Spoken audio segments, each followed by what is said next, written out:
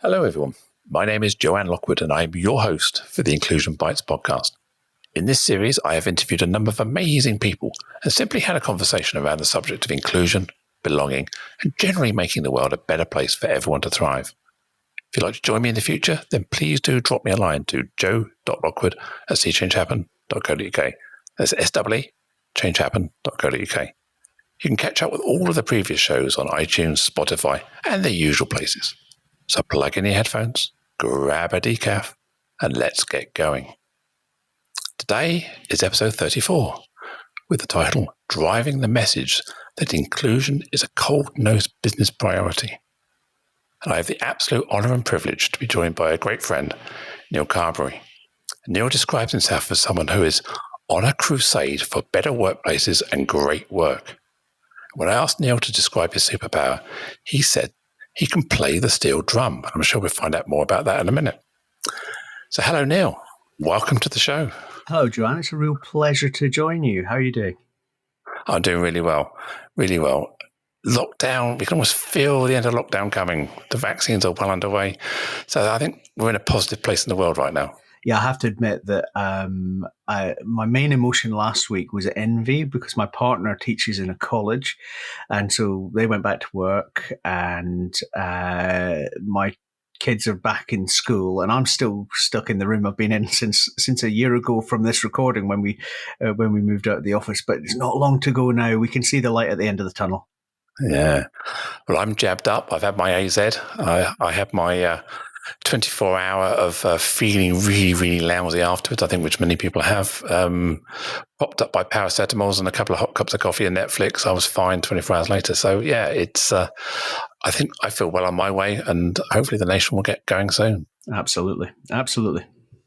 So, Neil, tell me, why do you believe that inclusion should or is a cold-nosed business priority? What do we need to do to keep driving that home? So cards on table, right?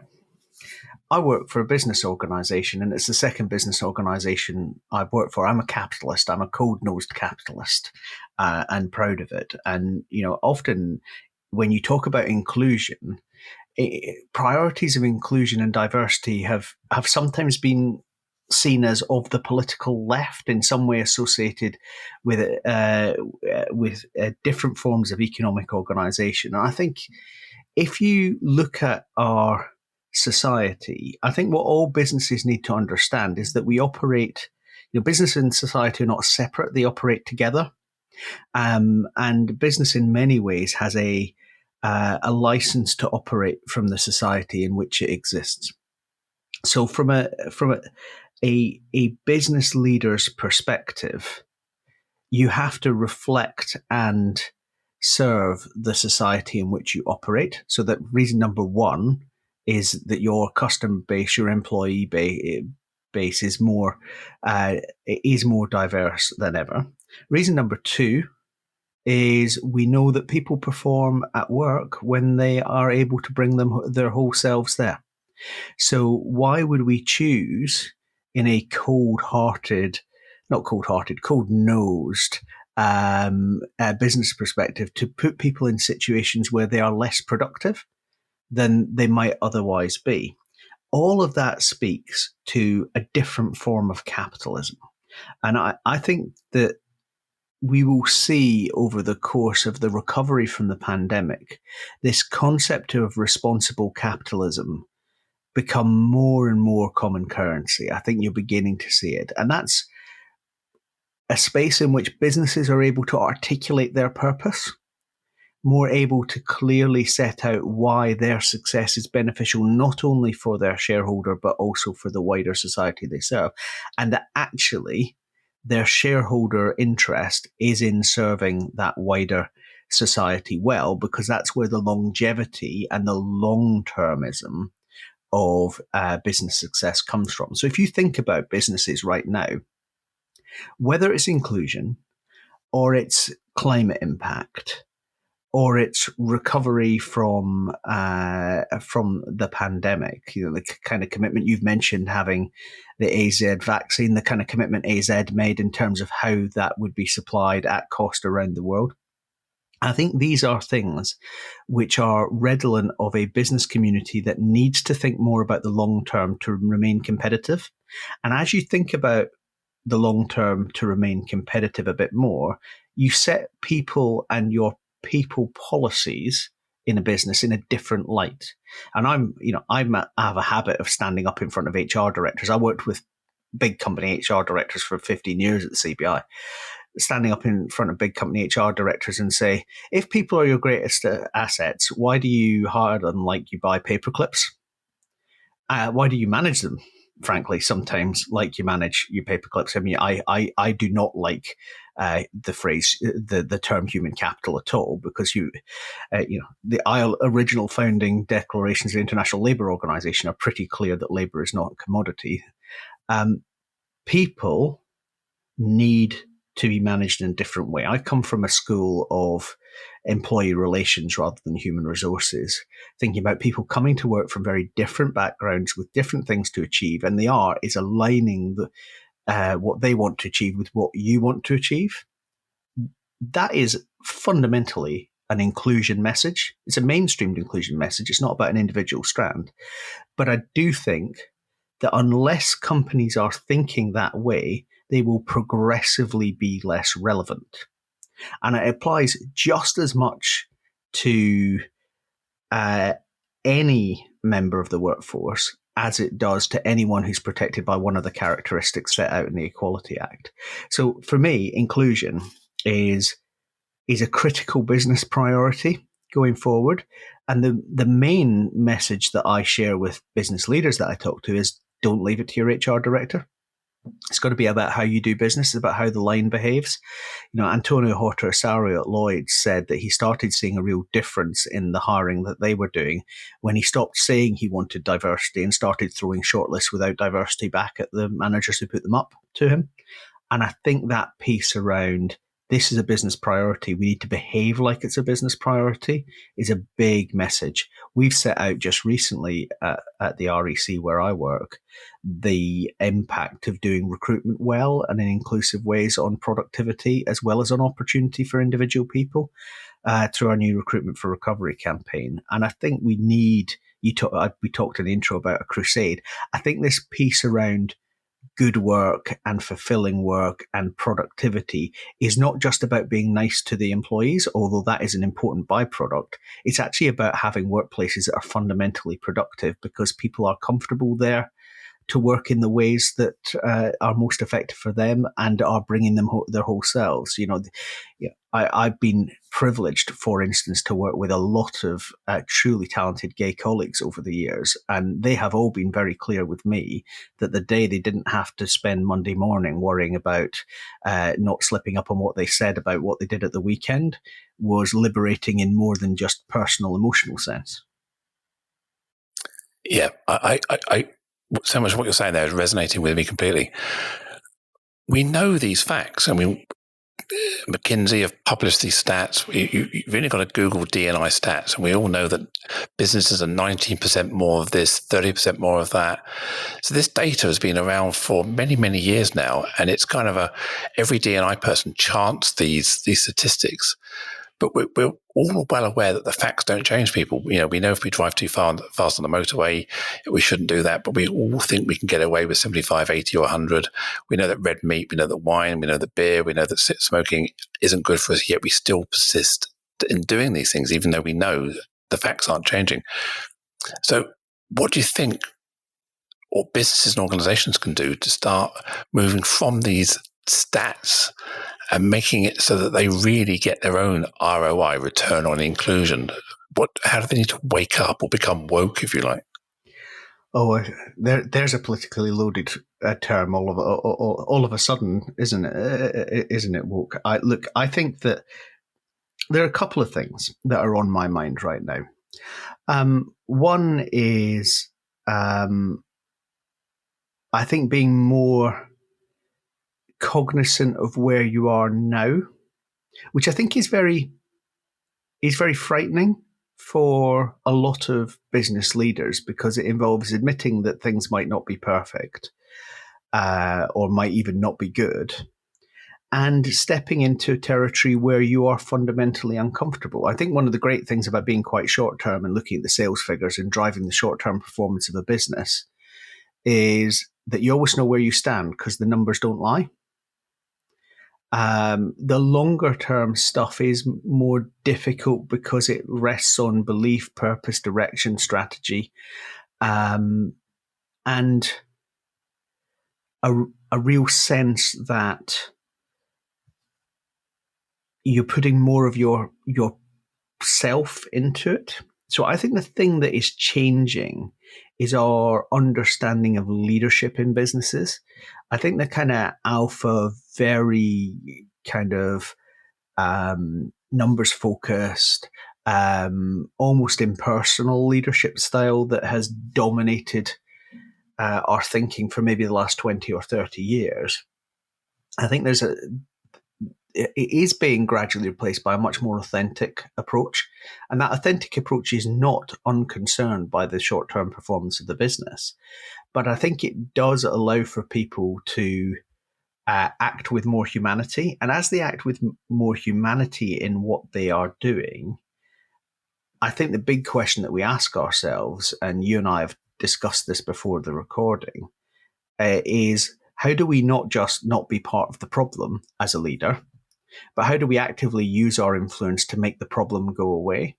And that's difficult for corporates because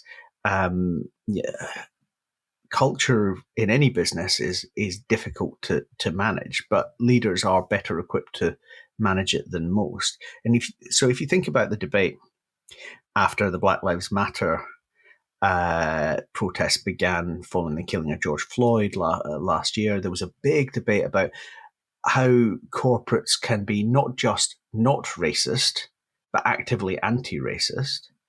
And I think a lot of those same themes flow through to a lot of what many of us were feeling, with the recent news about Sarah Everard, which is it's not just enough.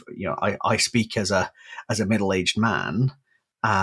It's not just enough to be one of the good guys. It's actually more about how do we actively challenge the environments that allow harassment of women to happen. And I think those things in lots of companies, even up until quite recently, would have felt quite, in inverted commas, right on. Would have felt like, no, we're here to do our job and our job is this. And I think the real art for people who care about this in corporates is to make the link to corporate reputation, which we know can be trashed in a second these days if something goes wrong, is to make the link to what I said earlier about making sure that people can bring their whole selves to work. And it's to make the link to the fact that no one loses when we do this. Because I think that's the thing that I think often doesn't quite cut through. Flexible working is a great example of this. I'm a working dad. The flexible working revolution was brought about in its beginnings. It was being done in inverted commas for working mums. Well, maybe, but actually, flexible working benefits everybody in the workforce if you get the structure right. And companies need to kind of think about how they do it and how they do it well and fairly. But that level of inclusion, because I think flexible working is a tool for inclusion of people who might not otherwise be working into the workforce, benefits everybody. Classic case post-pandemic. We've now proved that everybody can work from home for a year in lots of office-based jobs. If this isn't transformational for Britain's disability employment rate, that will be shambolic. I mean, if you look at our employment rates, our disability employment rate is actually much the worst. And a lot of it is about access to the workplace, even though there are some pretty good government schemes to support access to work out there. This should be a moment for us to say, well, here's a new route to opening up disability employment. There's a whole slew of things there, I think, where if we get our people planning into our business planning and don't approach it as though we're thinking about human capital, we can open up some productivity upside. As I mentioned earlier, our recruitment and recovery report's really clear that doing recruitment well opens up £7.7 billion of productivity upside every year as people start more engaged. This isn't new stuff. I mean, Nita Clark and David McLeod were doing all that work about employee engagement and its benefits. Well over a decade ago. And as you said, Joanne, it's about how we get cut through. I think cut through only comes at the center, and this moment of leadership change that's been driven by the pandemic is a huge opportunity. Yeah, completely. I've got so many thoughts coming out of what you've just said there. Going back to almost at the beginning of what you're saying there, the term woke, you're right, it has been kind of hijacked as a kind of a political statement. And someone drew attention to me the other day, the opposite of awake or woke is asleep. So you're quite right when you're saying that what's happening is many businesses, if they're not careful, will be asleep on the watch. They won't realize that they're no longer becoming relevant. Their reputation will suffer.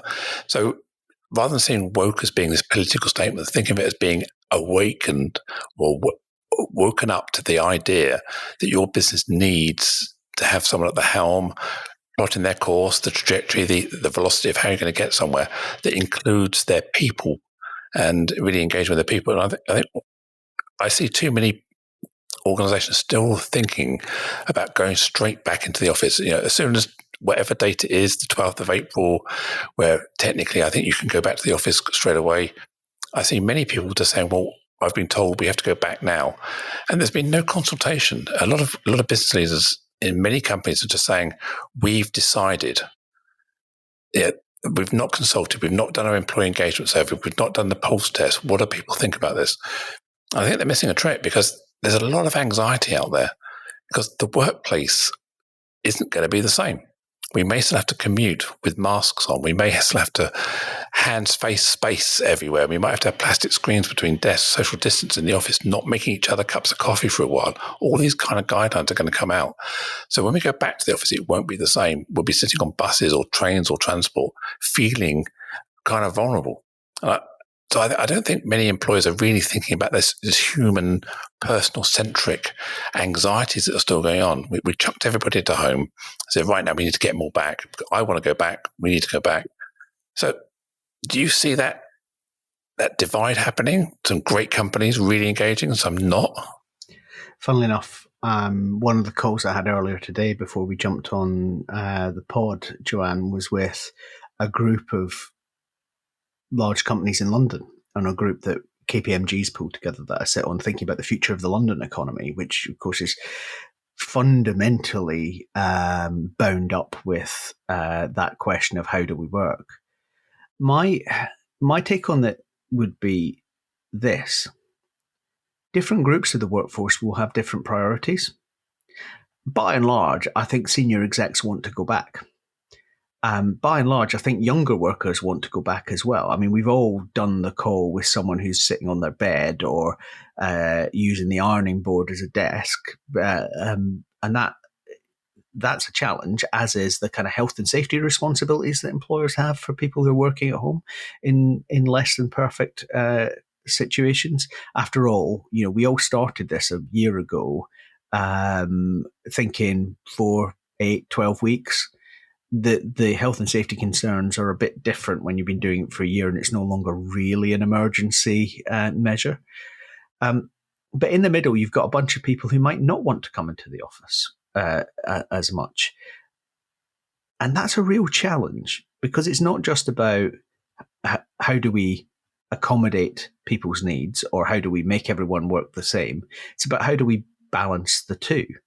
Young workers want to come into the workplace because maybe they're living in a house share. They actually need to be in the workplace. We've all advanced our career by being in the right place at the right time and getting the right advice from a colleague who was around.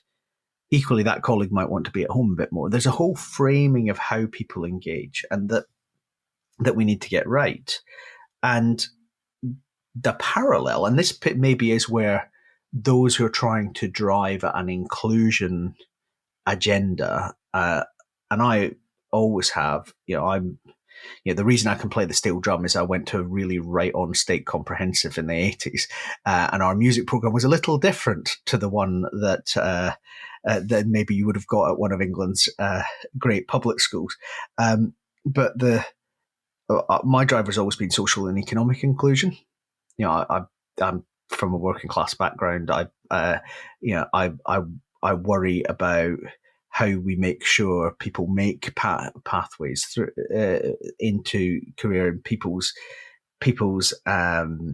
potential can be fulfilled. And I think when you think about that or any other form of inclusion that might fire up someone who's listening today, what have we learned about other people's experiences that aren't our own experiences? We listen, don't we? I've spent a lot of time listening to my senior female colleagues at the REC over the last week about how the REC should handle the kind of stuff that's tumbled out of the Sarah Everard case. We've got two ears and one mouth. I think increasingly leaders are appreciating you should use them in that ratio. So when it comes to opening up the office, like you suggested, Joanne, or indeed any kind of initiative in this space, you wouldn't go and play football on just a random field. You'd want the grass to be cut, and you'd want to feel that you'd want the goals in place and all of that. And there's something there in making sure that the action bias that many leaders have, this is an issue, we need to do something, this is something, so let's do it, doesn't drive us off down the wrong path on all this stuff. Did you think leaders have learned a lot over the last year around well-being? We use the old phrase, same storm, different boats, but well used over the last year. Each of these leaders have often been in their own boat and have realized their own mental health, their own family needs. Even if they're in a position of privilege, they've been touched in some way. And the impression I get is that everybody has become awakened to this need that maybe we didn't have a year ago. But what really worries me still is that we're going to revert to old habits, and there'll be this momentum to try and, this has been a blip, let's go back to as we were. And I also think there's a divide between some of the larger organizations, the organizations that have the infrastructure, the D&I, the momentum, versus maybe the mid-size or smaller organizations that don't have the budgets or the resources, the workplace planning in place.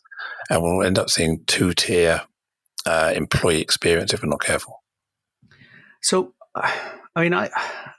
I'm less concerned actually on the size piece, because I do think as you get smaller, you get more personal involvement from leaders, and I think that adds to the humanity of the response. I think in many ways it's more difficult for big firms to deliver consistency of experience, and in particular thinking about how you support your first line managers to do what they know is right, but they might find sometimes the signals are pointing them in the opposite direction.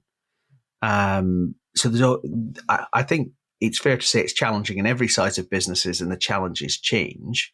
Capacity is clearly always an issue at the small end.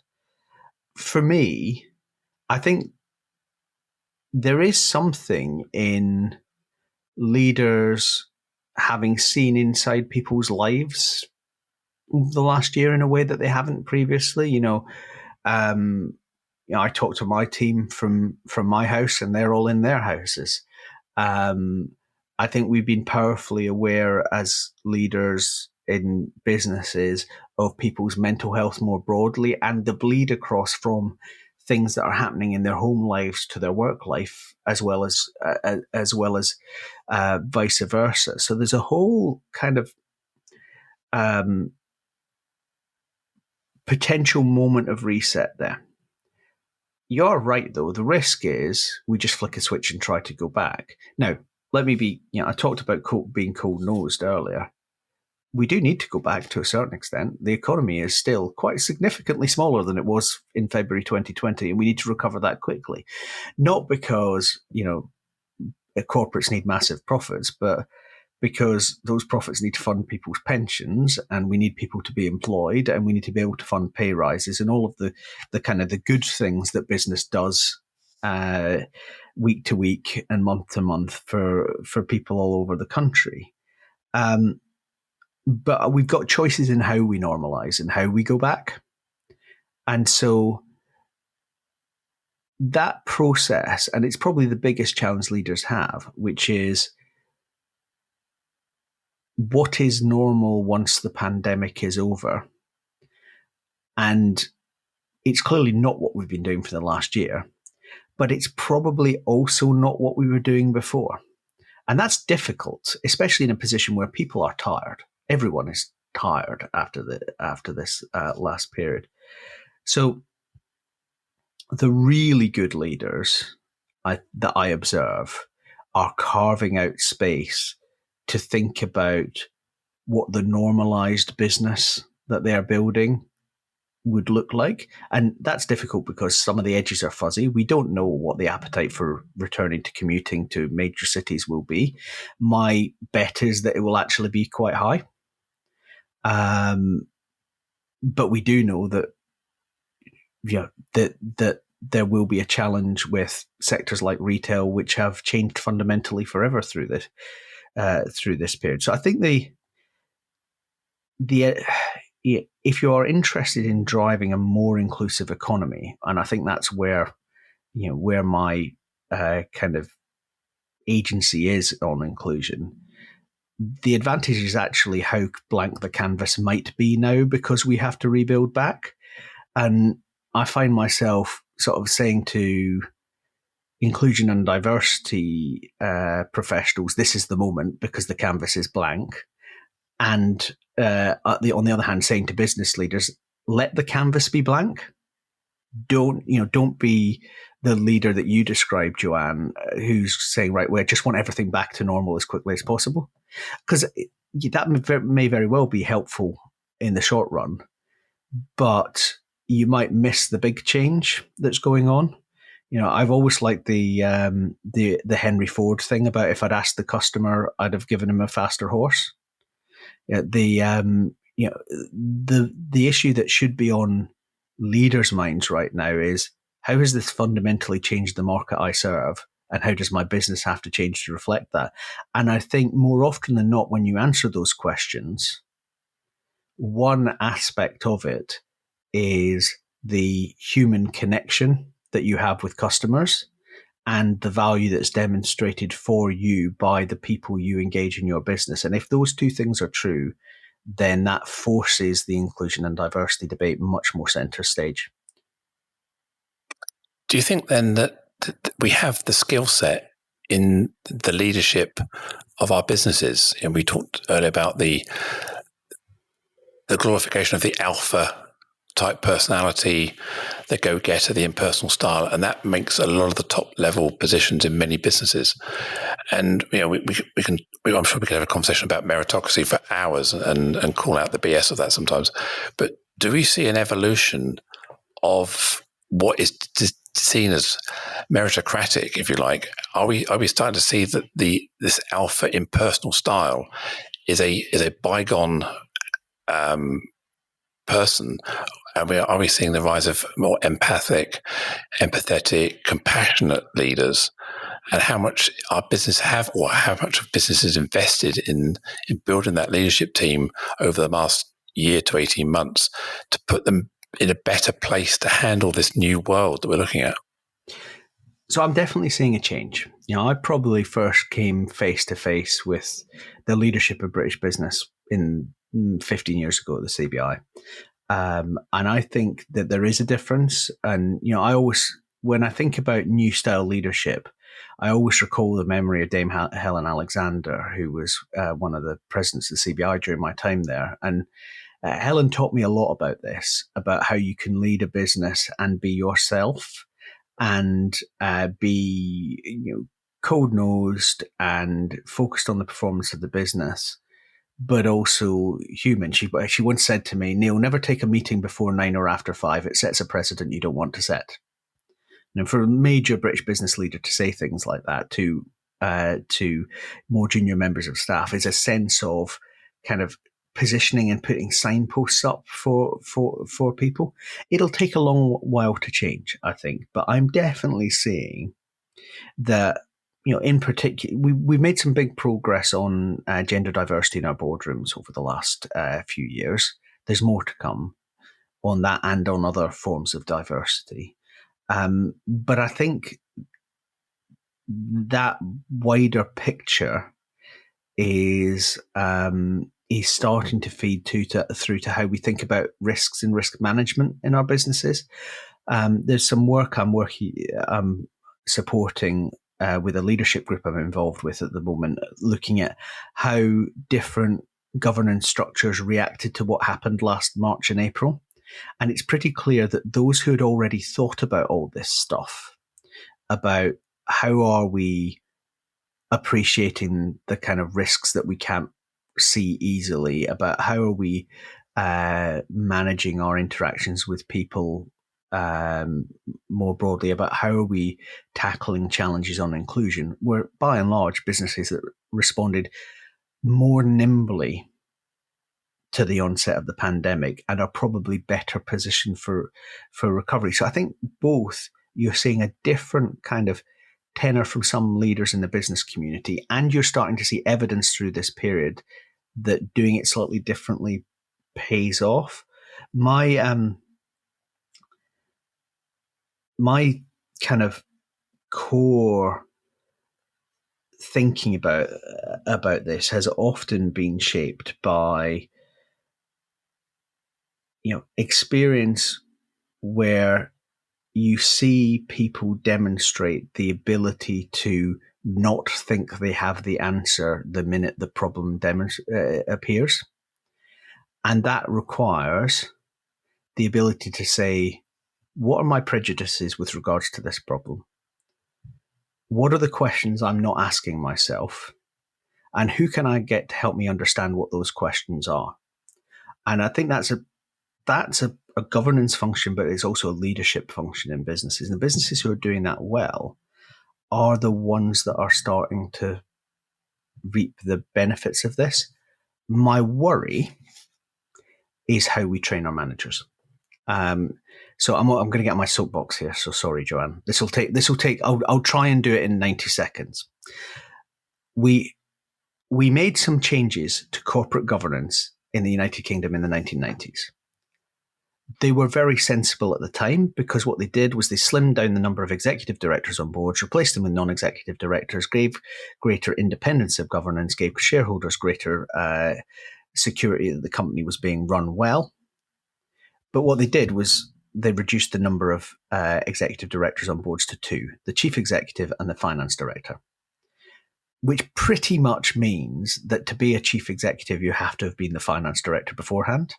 And to be a finance director, you have to be an accountant. I love accountants. I think they do fantastic work. I'm not sure, by and large, they are the most skilled profession when it comes to the pathway that they take is not people-led. It run alongside that the MBA curriculum, which has become kind of the currency with the qualification with currency for trainee managers. Show me the bits of that are about employee relations. Get your magnifying glass out. And that's the challenge for me, which is we still train our managers to be really good at stuff they need to be good at. You've got to be good at the numbers, got to be able to drive the numbers. That's essential. You don't get a pass to the game if you're not. But actually the people stuff is not hugely hugely there in our business schools in the way it could be. So there's a whole slew of how we educate our managers and the path that people take to leadership that if we're going to bust through this needs to change in some way. That I'll get off my soapbox there. No, excellent. No, I completely agree, and I'm passionate that many inclusion, belonging, people, culture initiatives can only be driven effectively by a different style of leadership, and it is around this being connecting, compassion. And I'm not saying not being cold-nosed and businesslike, but I'm also saying that it has to have a edge to it all the time. How does that make people feel? What's the impact of that decision? So I'm a great believer in that. We started earlier talking about, you mentioned George Floyd, Black Lives Matter, and at the time there was almost like a pushback around all lives matter and white lives matter, and what about me? What about me as well? And we're kind of seeing that now. After Sarah Everard was murdered, that we're now seeing the rise of many women and their allies standing up and saying, hang on, it may not be all men, but actually it's most, if not all women have this story. But we still see not all men as a hashtag, it's trending. And are white people, are men comfortable being uncomfortable talking about this stuff? Or there's still this fear of getting it wrong that I hear? That's a really good question. And I'm only one white man. But my sense is that it's the transition from not having to think about it to having to think about it that's critical. I've heard a few people over the last week or two talking about, I used to think that, but now I've thought this. And particularly around the Sarah Everard piece. And there's that sense of being uncomfortable about the position other people are in requires time and effort and thought. If you haven't had to think about it, actually there's a gift that we, and I say we on behalf of my trade union of white men, slightly presumptuously, can give to thinking about inclusion, which is to acknowledge that this requires our thought and participation as well. It comes back to what I said earlier about not just being one of the good guys when it comes to how we treat women in our society, not just not being a racist. It's about actively how do we promote a society that works for all of us, and the payoff. And this is where I think we have to really hammer this point. And I do lots of things in my career with ACAS on the advisory side, right down to I've got an under 10 boys sports team that I coach on Sunday morning. That's the highlight of my upcoming time. Come the 4th of April, I'm allowed to get back to that on a Sunday morning, which is good. It's about how we challenge things when we see them in the spaces that only we share. I think there's definitely something in terms of, what do you say to your mate who expresses a view one way or the other when there aren't any women around, there are no black people around? That I think is really important. And yes, I think it is a big challenge to get people to realize that we have a role in this. But I think that's better than the alternative, which is to feel that these movements aren't about the whole of society. Of course, these movements are about the whole of society, but it's a bit like the kind of hashtag all lives matter thing. Of course, all lives matter. We all know that, but it's black people who are having the experiences we need to challenge.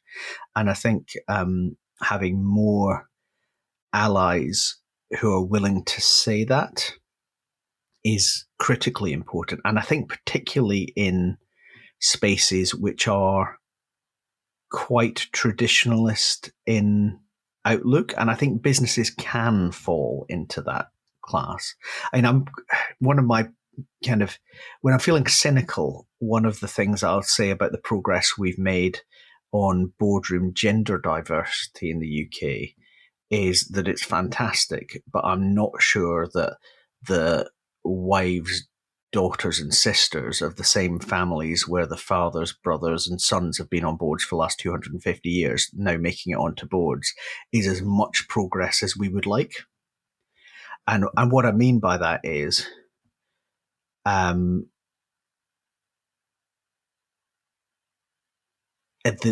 ability to challenge the idea that there isn't one best way for everything to be is important. I remember talking to the HR director of Channel 4 years ago, and she said the thing that opened her eyes was feeling really chuffed about the diversity breakdown of the Channel 4 staff. And she was talking to an Afro-Caribbean colleague about this, and he turned to her and said, "Yeah, but we all read The Guardian, don't we?" And of course the point cuts through, which is, it's quite easy to think that there's the best way of doing things.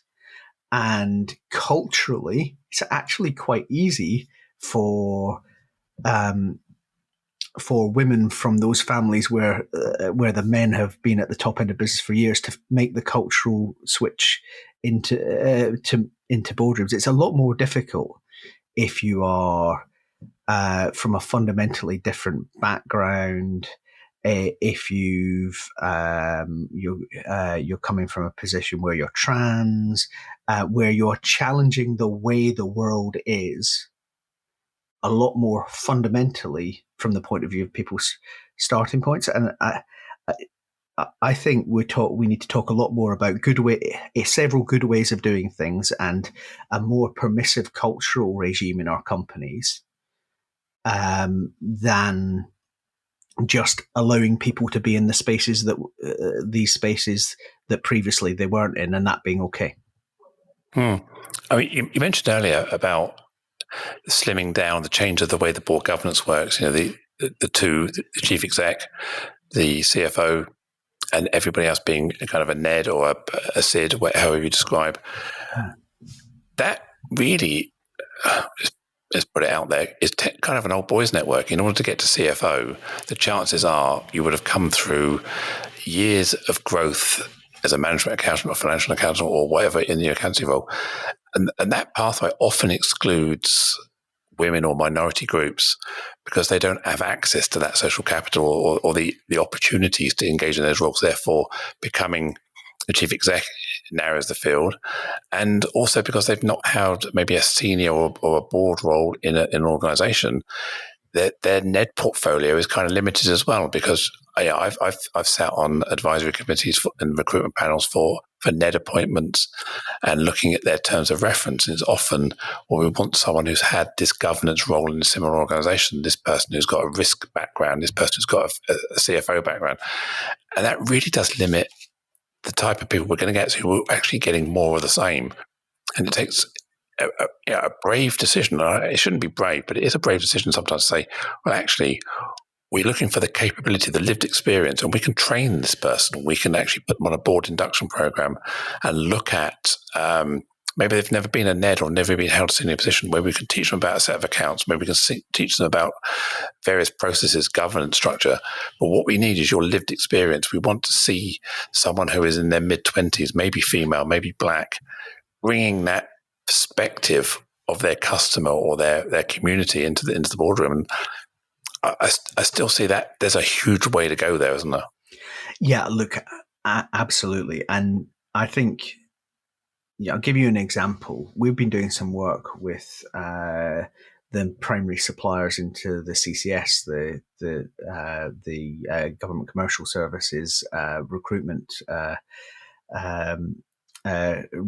frameworks recently, based on the fact that government felt it wasn't making enough progress on diversity in its recruitment process, and there was a bit of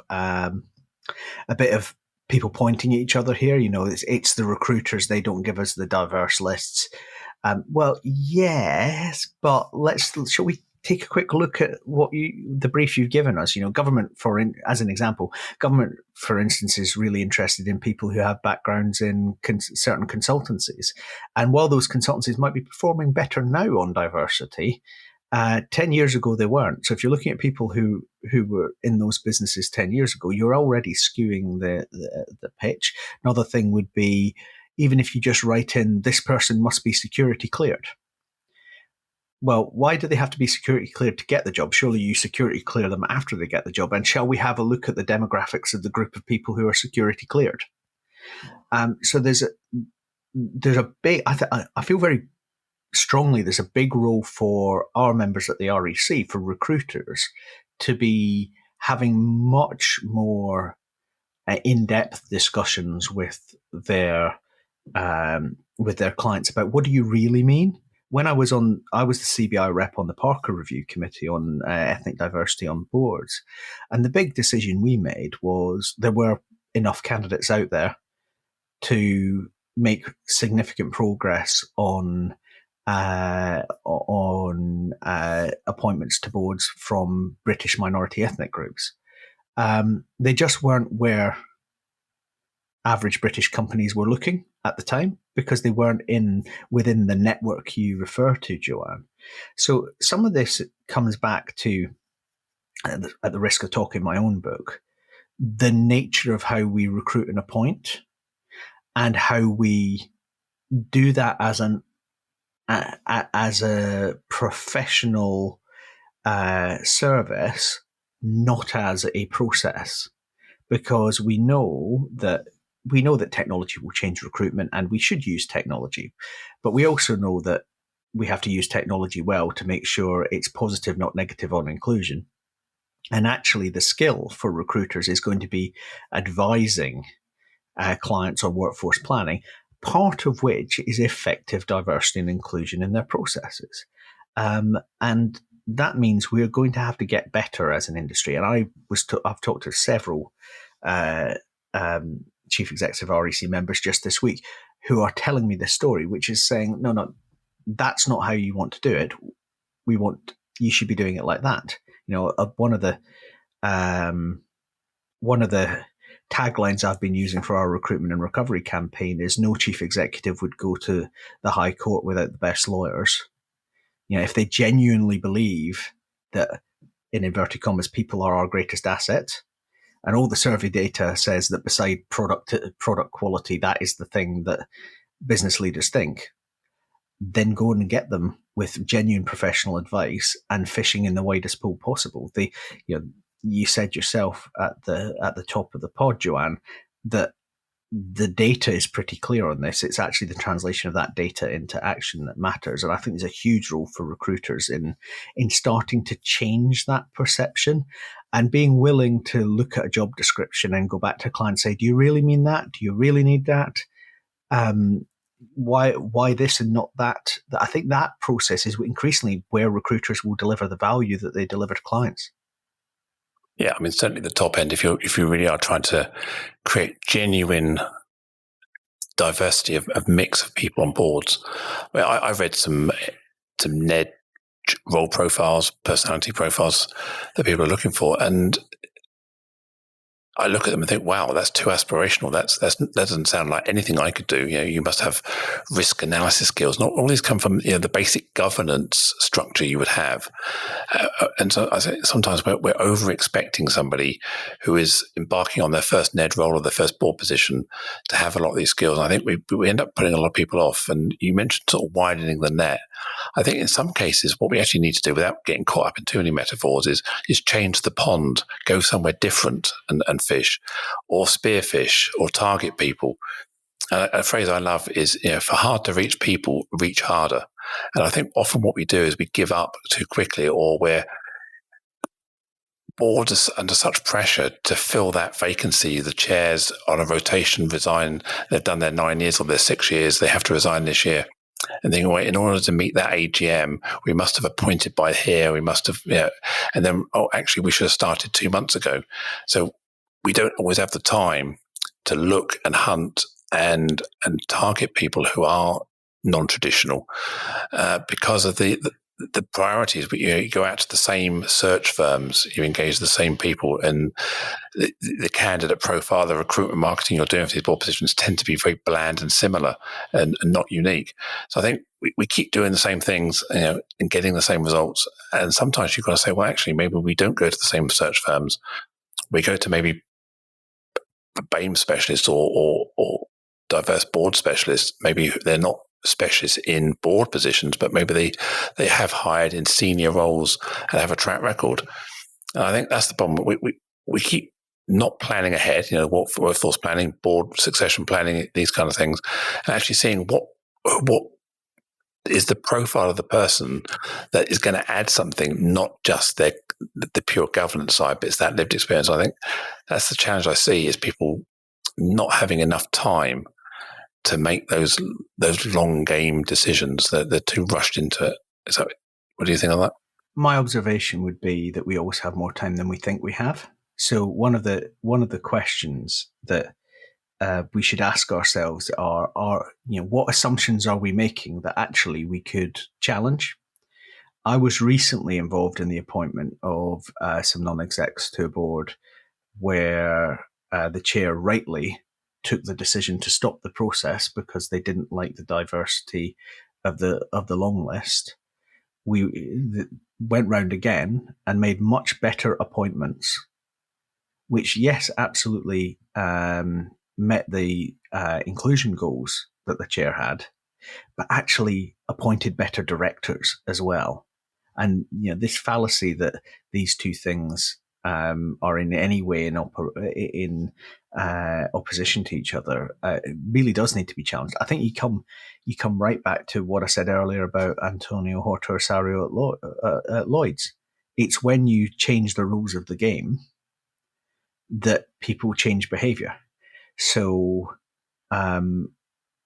it is about kind of, are you really under as much time pressure as you think you are? And if you are, then the answer is to start earlier and to plan better.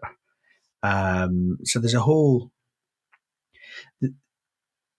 we are at risk of kind of massively mixed sets of metaphors, but I'm following. We've started, so I'm going to finish. It's about what's in our toolbox, and because we probably have a bit more than we appreciate. I suppose it's the HR professional's version of the candidate who's sitting there going, I can't do any of that. Why would I apply? A thought on which, as we run past it, one of the things I used to do when I was a recruiter, when people saw job descriptions that they thought were beyond them, is I used to say to them, go and have a look at the job description that Boots puts in its window for Christmas staff. This was the late 90s, so I'm not having a pop at Boots today. But they used to have this Christmas staff thing that went up in August, September time. And I used to read it occasionally when I was going to get a toothpaste or whatever. And you'd think they were looking for someone to work on the Manhattan Project rather than be a Christmas temporary member staff at Boots. And of course, what that does is it rewards a certain type of confidence. And you ask, well, where does that confidence come from? It comes from those who are culturally comfortable in the environment that you have now. Cantor's pro-social reproduction is alive and well and with us. So challenging our processes on what we ask people for, and appreciating that candidates will have different confidence levels in the environment they work in. Those two things are absolutely critical and can only be driven by leaders who are willing to change the rules from what went before. I think that's quite profound. I think that I agree that that's the, again, one of the other things I hear from people is not knowing where to start. D&I, whatever it may be, culture change. Where do we start? How do we embark in this? And that can be a real challenge if you haven't got a playbook, you haven't got a D&I team, you've done none of this. You've got this fear of getting it wrong. You don't know how to communicate with your staff. Maybe you haven't got the inclusive leadership sorted out in your organisation. So not knowing where to start. And I think everything you're talking about, and you just said, is not. I was going to say idealistic. It shouldn't be idealistic. It should be realistic. It should be something that people are aspiring to. But really, how do people know where to start with this? When people say that to you, what do you push back with? I think there are a couple of things. The role of leaders is not to make every decision in the business, it's to put up signposts. So always think about what you're rewarding and what you're challenging. Just make sure that what you're rewarding is pushing in the right direction. I think the biggest misnomer on this is people thinking we have to make this front and center and we have to have it all fixed in 6 months. It's fundamental and cultural. You are not going to fix it in 6 months. It's going to take years and years and years.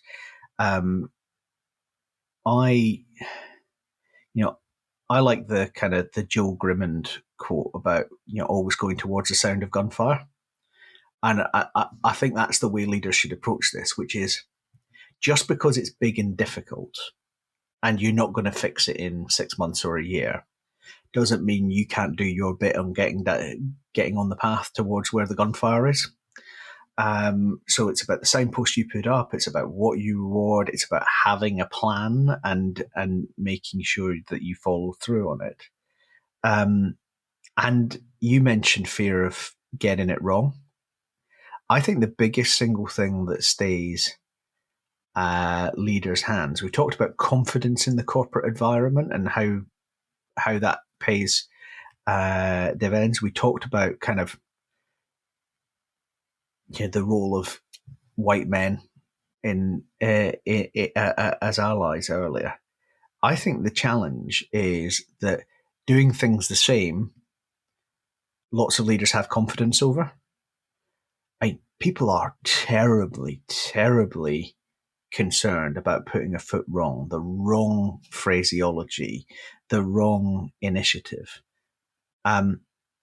I think you almost have to accept that occasionally you will get things wrong, but that if you're acting with good intentions and you've done your listening up front, so you've done enough of the path finding that you need to do to understand where people with lived experience are coming from, then when you do get something a little bit wrong, you'll usually get forgiven for it. Because which of us hasn't made a mistake?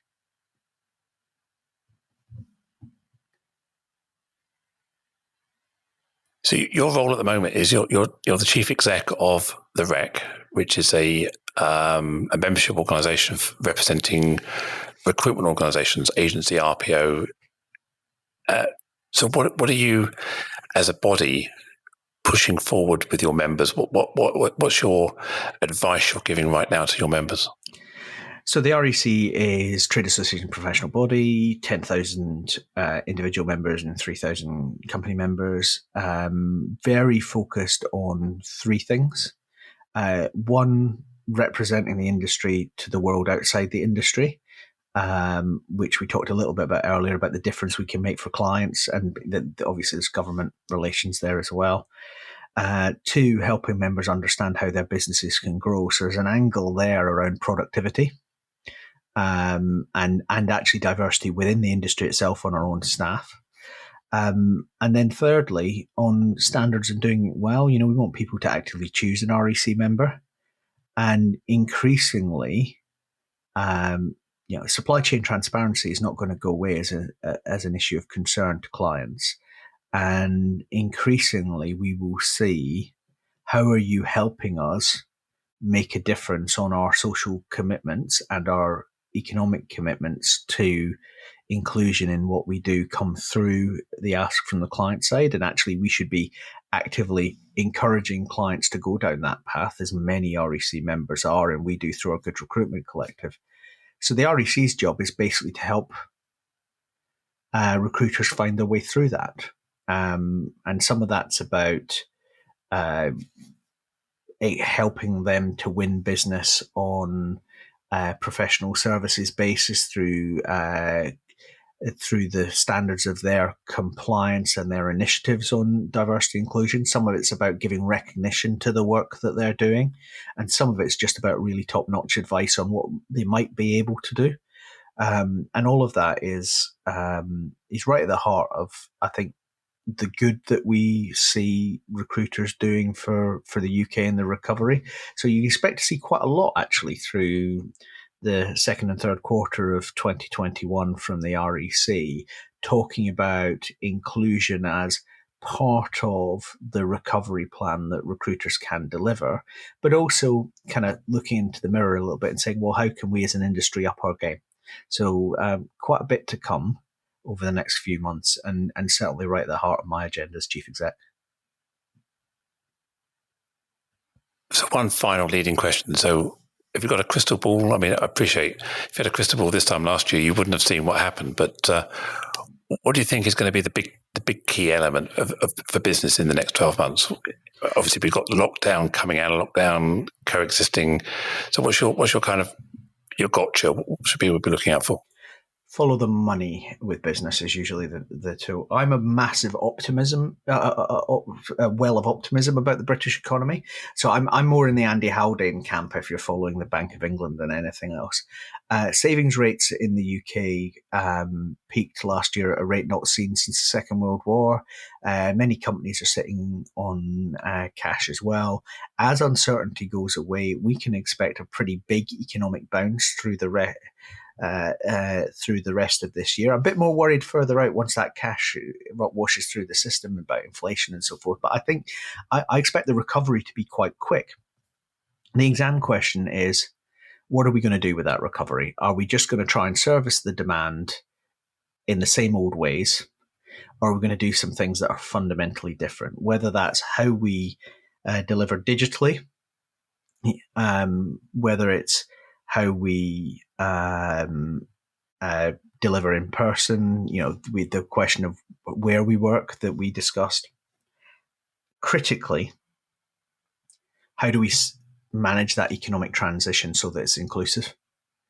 Whether that's our young people who are facing the toughest labour market for young people that we've seen in a generation, or whether it's many people who are struggling to transition out of industries that are shrinking and are in secular rather than cyclical decline, or whether it's stepping up our game on inclusion. I think there's a huge challenge there to business on, are we just going to enjoy a cyclical fast recovery, or are we going to ride that wave? And as we ride that wave, do some big long-term strategic change. I think it's really interesting to see the amount of debate that's out there about better business now. You look at the work Julian Richard's been doing from Richard Sounds as part of that. I do think that there's a bit of a moment here that we can grab hold of. And I think the exam question for British business is, how are we really going to make this a moment where business shows how it can drive a better outcome for people across Britain in the decade to come? Thank you, Neil. There's so much that we've covered over the last hour to take inspiration from. How can our listeners get in touch with you if they want to, presume if you're happy to connect, or can they find out more about the REC? Absolutely. If you want to find out more about the REC, the work we're doing, it's rec.uk.com on the internet, or you can always hit me up on Twitter. I'm at RECNeil. Fantastic.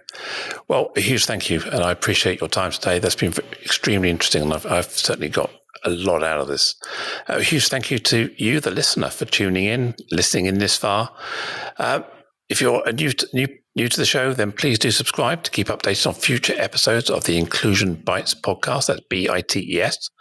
Tell your friends, tell your colleagues. Please do share. I've got a number of other exciting guests lined up over the next few weeks and months that I'm sure you'll be equally inspired by. So if you'd like to be a guest, then please do let me know. I welcome any feedback and suggestions you might have for future shows, how I can improve, to joe.lockwood@tjchappen.co.uk. And finally, it just remains for me to say thank you.